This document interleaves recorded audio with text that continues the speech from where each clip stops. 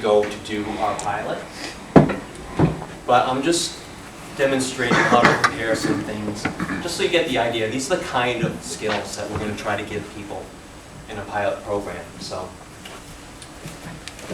are there some people from Sustainable Equidnet here, or any growers? Just curious. What would you do with this? Go ahead.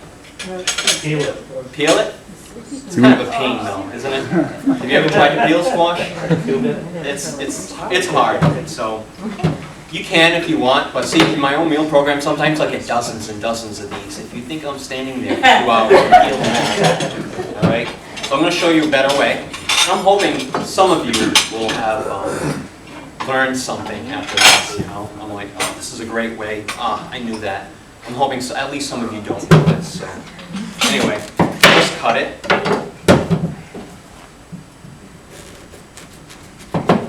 Lay it on a sheet pan. You have the pan like so. Because they don't have to travel 500 miles in a box. And the other thing too, scoop out the seeds, pour a little water in there, and then you just bake it until it's cooked. You can tell when it's cooked when you poke it. And these parts will cook a little bit quicker, so you just pull them out a little quicker. And then, ta-da! It's done already! So now you have this cooked squash. Now this is a point at which you can really freeze it. And then now it's super easy to peel. This is cooled off a bit. I did it earlier, but then you can scoop the flesh right out. And sometimes, I don't know if you can see that. It's just the paper thin. Like I said, it's a little bit easier when it's still warm from the oven. But see how easy that is to peel now? It's cooled down a bit, so it's starting to stick again. But at the very least, you could, scoop it out, and then you could stick it in your little containers here and freeze it or use it for whatever. So now the soup recipe actually calls for steaming. What you'd do is you'd steam the strings and the seeds underneath. You'd steam the actual squash on the top, and then you strain out the liquid, and then you just pure everything, and oh, so good. Very, very good. So that's how we deal with squash. Dealing with a melon. So now, watermelon's a great snack. It's healthy. It's good for you. So this is kind of an awkward thing to keep in your fridge. Takes up more room than it really should. And when you want that late night snack, I feel like some fruit that hot summer night, right? You're gonna pull out the cutting board and no. So I'm gonna show you how to prepare this so it's like really easy for you guys to have. So first of all, you want to make a nice flat surface. So that's for safety's sake. And so now you want to follow this line between the rind and the actual flesh right there, and always with the knife away from you.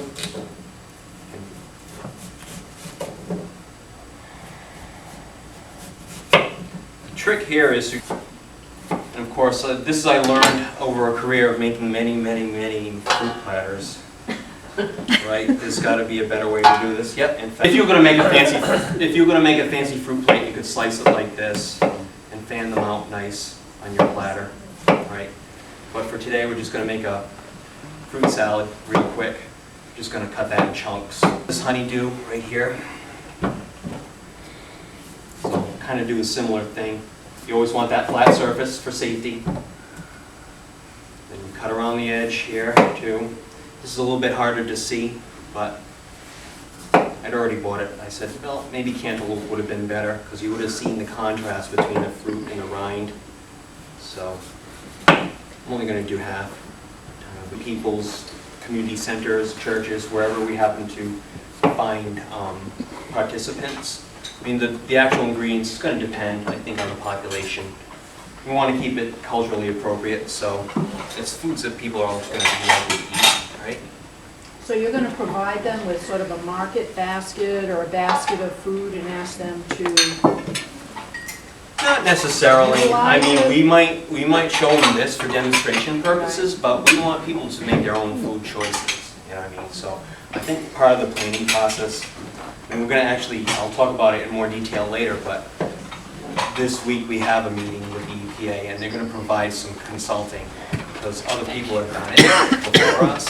So we're gonna learn from their mistakes, and we're gonna use their experiences as a model, right? So again, if you want to make a nice fancy fruit platter, you can just slice it up and fan it out real nice. We're just gonna chop it up. Grapes will stay fresher longer in the fridge if they're on the vine.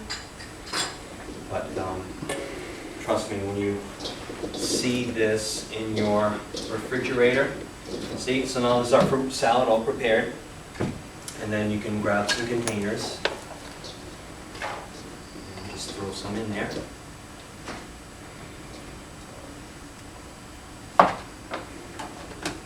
Just like that.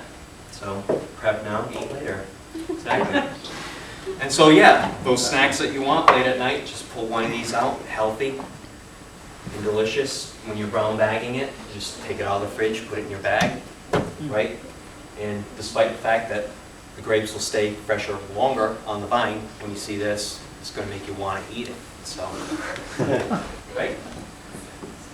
Now, how long will that be good for in your fridge, that container?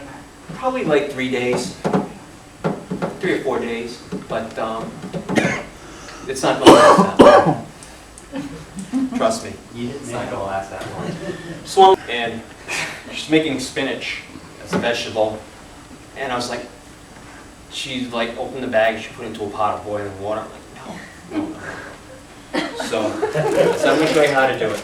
So of course I didn't have a burner to be able to saute this, but just a non-stick skillet, a little bit of oil. I just opened the bag, stuck it right in once the oil was hot. You just kind of flip it around a little bit. Literally 4 minutes later, it's done. A little salt and pepper. So this bag of spinach became this half pint. Whoops. My hands are wet from melon. Half pint of spinach. Of course, you can eat it hot as a side dish, but I like omelets, and I don't have a set meal time. So when I want something, I just like going in the fridge and see what's there. So I love omelets. So spinach omelet, real easy. You know what I mean? So this is what we mean by prep now and eat later. So some other things: cooking in bulk, freezing, prepping in bulk, putting in the fridge. Freezer is your friend, absolutely. And there are a lot of great guidelines out there for how long things will last, right?